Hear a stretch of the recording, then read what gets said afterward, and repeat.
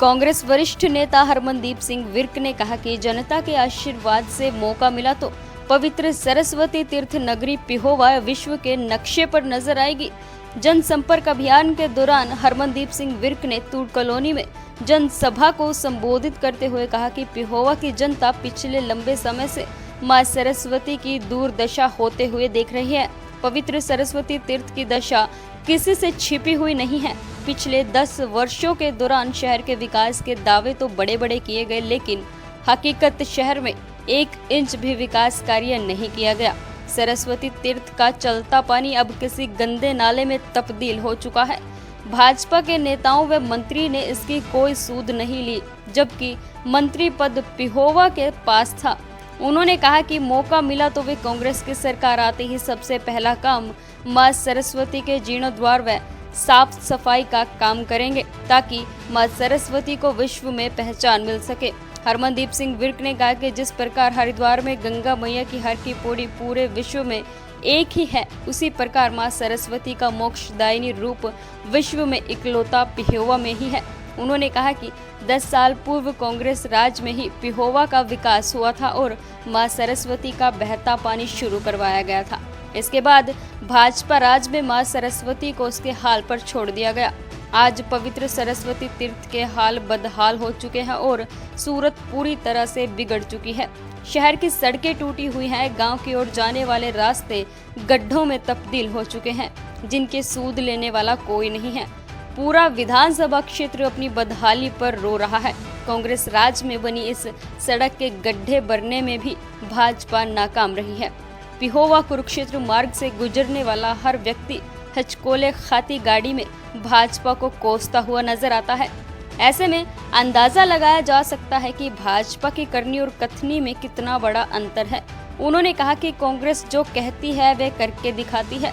हरमनदीप सिंह विर्क ने कहा कि पिहोवा विधानसभा की जिम्मेदारी मिलने के बाद वे तीर्थ नगरी पिहोवा के विकास को एक नई गति देंगे और पिहोवा को अंतर्राष्ट्रीय स्तर पर तीर्थ नगरी बनाने का प्रयास की दिशा में काम करेंगे।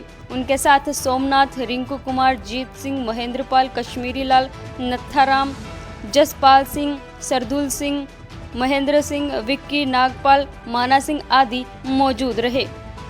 देखिए, हरियाणा प्रदेश कांग्रेस कमेटी द्वारा आगामी विधानसभा चुनाव की तैयारी के लिए हरियाणा मांगे इंसाफ कार्यक्रम जो है वो पूरे हरियाणा में चलाया जा रहा है। और आज उसी कड़ी में पेवा हलके के पेवा शहर की तूड़ कॉलोनी में हमने कार्यक्रम किया है और लोगों को बीजेपी के 10 साल की नाकामियों के बारे में बताया है। और कांग्रेस के द्वारा जो संकल्प पत्र हमारे आदरणीय प्रदेश अध्यक्ष जी और आदरणीय हमारे नेता हुड्डा साहब ने जो बनाया संकल्प पत्र, इसके बारे में लोगों को बताया है। और आज लोग जो हैं वो बीजेपी के 10 साल के राज में उनकी वधीकियों से तंग आ चुके हैं और लोग कांग्रेस की तरफ देख रहे हैं। और निश्चय ही आने वाले समय में कांग्रेस पार्टी की जो है वो सरकार बनने जा रही है और पेवा हल्के में के लोग भी कांग्रेस सरकार में अपनी भागीदारी जो है वो सुनिश्चित करने के लिए आज इकट्ठे हुए हैं।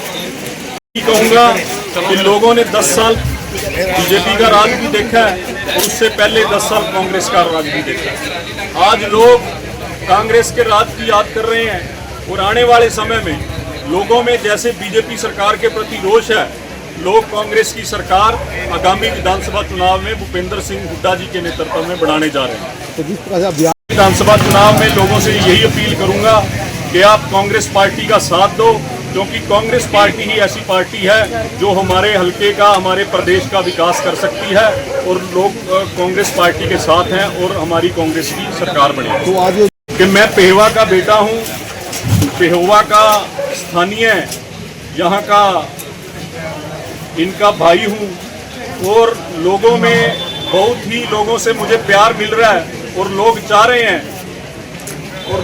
रहे हैं कि कांग्रेस पार्टी अगर हमें उम्मीदवार बनाती है तो हम पेवा हल्के से इन लोगों की कृपा से सीट जीत के कांग्रेस की झोली में डालेंगे। बयान जो है वो पार्टी को बूथ लेवल तक, हर एक गांव तक जो है मजबूत करने के लिए हम ये अभियान चला रहे हैं। इसमें लोगों तक कांग्रेस पार्टी की नीतियां वो उनको पहुंचा रहे हैं और बीजेपी के 10 साल के जो काले कारनामे हैं वो लोगों के बीच में हम लेके जा रहे हैं।